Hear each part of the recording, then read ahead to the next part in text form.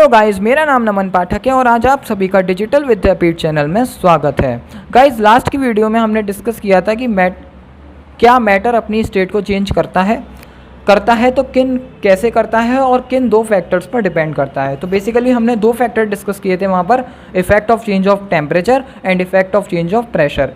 Detail की बात करें तो हमने लास्ट वीडियो में effect of change of temperature से पूरा जितना भी हमारे प्रोसेसेस थी, किस तरीके से होता है, किन किन चीज़ों पर डिपेंड करता है, एक्टिविटीज़ के थ्रू समझने की कोशिश करी थी, जिसमें हमें 3-4 इंपॉर्टेंट टर्म्स जैसे लेटेंट और heat of fusion, latent heat of vaporization, melting point, boiling point, sublimation, ये काफ़ी ज़्यादा इंपॉर्टेंट टर्म्स हमको देखने को मिले। ठीक है, अगर आपको उस वीडियो का लिंक चाहिए तो आप डिस्क्रिप्शन बॉक्स में जा सकते हैं, वहाँ पर आप चेक कर सकते हैं लिंक को, और इस वीडियो को देखने से पहले आप उस वीडियो को देख लें क्योंकि वो इसका पहला पार्ट है। अब सेकंड पार्ट में हम डिस्कस करेंगे effect of change of pressure. So guys, start करते हैं आज की video.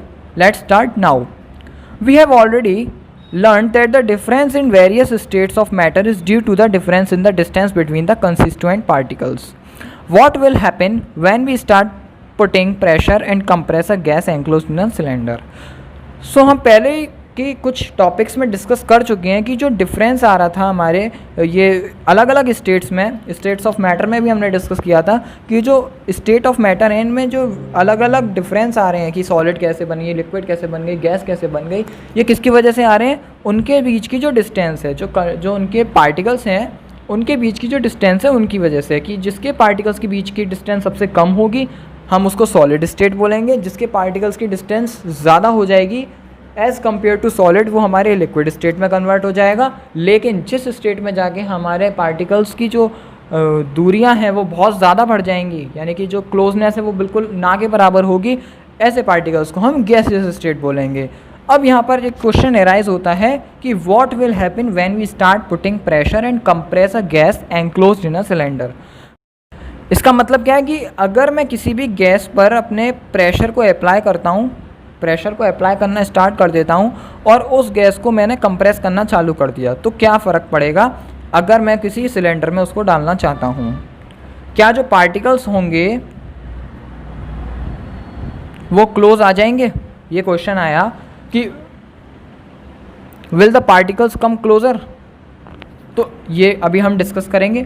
Do you think that increasing or decreasing the pressure can change the state of matter? इसके साथ ही थर्ड क्वेश्चन आया, क्या अगर मैं टेम्परेचर को या प्रेशर को डिक्रीज़ या इंक्रीज़ करता हूँ तो क्या स्टेट ऑफ मैटर पे फ़र्क पड़ेगा?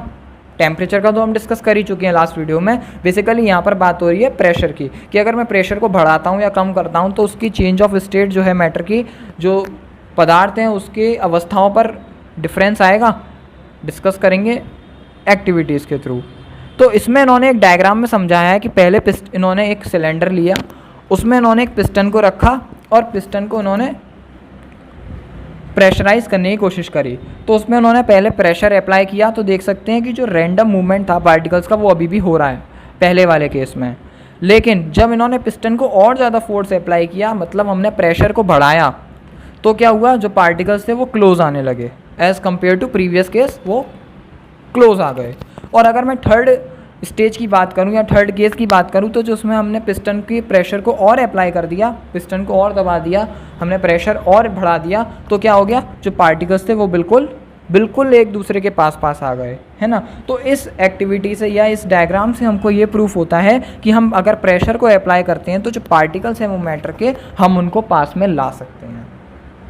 ठीक है, अच्छा, इसके बाद applying pressure and reducing temperature can liquefy gases. तो आपने लिक्विफाइड गैसेस का तो नाम सुना ही होगा कि हमने जैसे नाइट्रोजन गैस को गैसियस फॉर्म में देखा है, हाँ, लेकिन हम गैसियस फॉर्म को देख नहीं सकते ना कि बेसिकली नाइट्रोजन कहाँ है, कैसे है, बस हम उसको गैस को फील कर सकते हैं। लेकिन अगर आपने लिक्विड नाइट्रोजन देखा हो या लिक्विड गैसियस देखे हो, तो हम वो कैसे एक्वायर करते हैं? उसका सिर्फ दो ही फैक्टर्स हैं, टेम्परेचर और प्रेशर। क्या करेंगे? हम प्रेशर को अप्लाई करेंगे और टेम्परेचर को रिड्यूस करेंगे, तो हम किसी भी गैस को लिक्विफाई कर सकते हैं। ठीक है, एक अमेजिंग फैक्ट बताता हूँ लिक्विफाइड गैस का, कि अगर उसमें लिक्विफाइड जो गैस होती है वो इतनी ख़तरनाक होती है कि अगर मैं उसमें अपनी एक उंगली डाल दूँगा तो जितनी उंगली का पार्ट मेरा उसमें डिप हो गया वहाँ से मेरी उंगली की पूरी ख़त्म हो जाएगी, मतलब वहाँ की जितनी भी सेल्स हैं वो तुरंत के तुरंत डेड हो जाएंगे। सेकंड केस, अगर मैं आपको एक और दूसरा फैक्ट बताऊं कि पत्तियां होती हैं पेड़ की, अगर मैं उस पत्तियों को डाल दूं तो बिल्कुल सूख जाएंगी, ये मैंने प्रैक्टिकली देखा है। और थर्ड, मैंने देखा है उसमें कि अगर मैंने एक नॉर्मल वाटर ले रखा है, वाटर बॉटल में जो प्लास्टिक की बॉटल्स आती हैं, और मैंने उसको लिक्विड नाइट्रोजन में डाल दिया, तो वहाँ पर क्या होगा, वो पूरी की पूरी तुरंत के तुरंत पूरी की पूरी सिकुड़ जाएगी और जो वाटर था वो पूरी तरीके से जम जाएगा। ठीक है, तो ये मैंने प्रैक्टिकली देख रखा है, आपको मौका मिले तो आप भी देखना। तो यहाँ पर हमने क्या डिस्कस किया कि अगर मैं गैसेस को लिक्विफाई करना चाहता हूँ तो मुझे दो चीज़ करनी होंगी, प्रेशर को बढ़ाना होगा और टेम्परेचर को रिड्यूस करना होगा। इसके बाद आता है, have you heard of solid carbon dioxide CO2? क्या आपने कभी सॉलिड कार्बन डाइऑक्साइड के बारे में सुना है? मतलब बेसिकली वो क्या होती हैं, ड्राई आइस भी हम उसको बोलते हैं। अगर आपने कभी सॉलिड CO2 नहीं सुना हो तो ड्राई आइस भी सुने हो तो बात वो एक ही है, दोनों ही एक ही चीज़ है। ये बेसिकली जो ठंडी जगहों पे हम जैसे नॉर्मली आइस लेंगे तो क्या होगी, मेल्ट हो जाती है तुरंत, लेकिन ये जो मेल्ट होती है सॉलिड CO2 ये बहुत कम लेवल पे होती है। तो ज़्यादातर ये जो लोकल आइसक्रीम वाले होते हैं या कुछ ऐसी जो ठंडी चीज़ें रखते हैं लोकल, जिनके पास फ्रिज वगैरह नहीं है, वो इसी का यूज़ करते हैं, जिसका नाम क्या है, सॉलिड CO2। तो it is stored under high pressure. तो इसको किस में स्टोर किया जाता है, एक हाई प्रेशर के अंदर स्टोर किया जाता है। Solid CO2 gets converted directly to gaseous state on decrease of pressure to 1 atmosphere without coming into the liquid state. तो इसमें यहाँ पर एक फैक्ट आया कि जो सॉलिड CO2 होती है उसको हम डायरेक्टली गैसियस स्टेट में कन्वर्ट कर सकते हैं सॉलिड स्टेट से, किस पर, अगर हम उस प्रेशर को इस लेवल तक डिक्रीज कर दें 1 एटमॉस्फेयर तक। ठीक है, इससे क्या होगा कि वो अपनी लिक्विड स्टेट में कन्वर्ट ना होकर डायरेक्टली गैसियस स्टेट में कन्वर्ट हो जाएगा। This is the reason that solid carbon dioxide is also known as dry ice.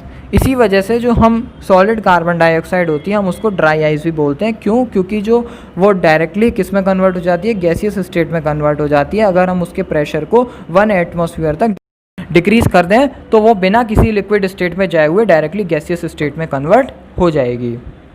इसके बाद आता है, thus we can say that the pressure and temperature determine the state of substance whether it will be solid, liquid और gas. Exactly क्या कहना चाह रहा है कि इस जो हमने अभी डिस्कशन किया लास्ट वीडियो में और इस वीडियो में हमने अभी तक जो देखा, उससे हमको ये चीज़ प्रूफ हो गई कि जो प्रेशर है और टेम्परेचर है वो ही डिटरमाइन कर रहा है। उसी से हम पता कर सकते हैं कि कोई भी जो स्टेट है सब्सटेंस की वो या तो सॉलिड होगी या वो लिक्विड होगी या गैस होगी। क्यों?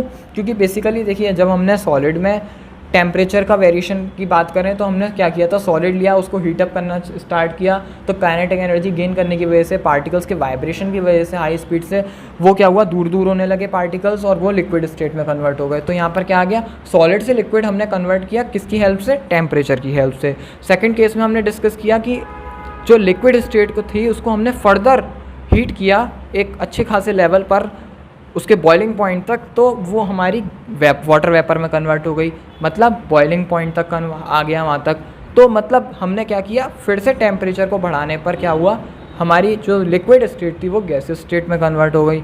अब उसी केस में हमने ये भी देखा था कि कुछ ऐसी कंडीशंस में जो सब्लिमेशन थी कि हमने डायरेक्टली टेम्परेचर को बढ़ाकर और उसको सॉलिडिफाई करके, उसको हमने कोल्ड करके हमने क्या किया था, जो एमोनियम क्लोराइड थी या जो हमने कैम्फर लिया था उसको डायरेक्टली गैसियस स्टेट से सॉलिड स्टेट में कन्वर्ट किया था, जो कि हमारी सब्लिमेशन प्रोसेस थी। अब इस वीडियो में हमने जो effect of change of pressure देखा, उसमें भी हमने प्रेशर को अप्लाई करके, प्रेशर को इंक्रीज़ करके, हमने सबसे पहले जो गैसियस स्टेट में थे हम उसको लिक्विड स्टेट में लाए, और जो लिक्विड स्टेट में थे हमने और प्रेशर को अप्लाई किया तो हम सॉलिड स्टेट में लाए। तो बेसिकली क्या देख रहे हैं, सिर्फ हमारे दो ही फैक्टर्स आ रहे हैं, पहला टेम्परेचर, दूसरा प्रेशर।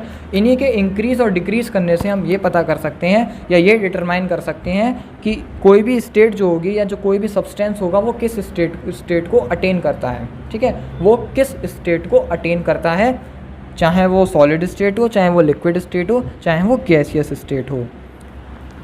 तो इसमें इन्होंने एक इंटर कन्वर्जन दिया है तीनों स्टेट ऑफ मैटर का, जिसको इन्होंने डायग्राम की हेल्प से समझाने की कोशिश करती है। इसको भी मैं एक बार समराइज़ कर देता हूँ पूरी तरीके से। तो सॉलिड स्टेट थी हमारी सबसे पहले, वो हमारी लिक्विड स्टेट में हुई जिसको हमने फ्यूज़न बोला था। लास्ट वीडियो में हम अच्छे से डिस्कस कर चुके हैं। उसके बाद हमारी जो लिक्विड स्टेट थी उसको हमने गैसियस स्टेट में चेंज किया, वेपराइजेशन हुआ, ठीक है, जो कि हमारा लेटेंट हीट ऑफ फ्यूज़न भी था पहले वाले केस में, सॉलिड से लिक्विड वाले में, और लिक्विड से गैस में लेटेंट हीट ऑफ वेपराइजेशन भी था। इसके बाद जो हमारी गैस थी वो डायरेक्टली सॉलिड में कन्वर्ट हुई थी, जिसको हमने सब्लिमेशन बोला था। कैम्फर और अमोनियम क्लोराइड वाले एग्जाम्पल जो हमने लिया था उस वाले केस में। इसके बाद अगर मैं उल्टी प्रोसेस को अप्लाई करता हूँ, सॉलिड से गैस में कन्वर्ट करता हूँ, तब भी हमारी सब्लिमेशन प्रोसेस ही होगी। लेकिन अगर मैं गैस को लिक्विड बनाना चाहता हूँ तो हमको कंडेंसेशन करना होगा, मतलब हमको कोल्ड करना होगा। हमने लास्ट वीडियो में भी डिस्कस किया था कि डायग्राम देखा था, ब्लॉक डायग्राम, उसमें भी हमको जब रिवर्स प्रोसेस करनी थी, गैस टू लिक्विड जाना था और लिक्विड टू हमें सॉलिड जाना था, तो हमको क्या करना था, कंडेंसेशन को अप्लाई करना पड़ रहा था।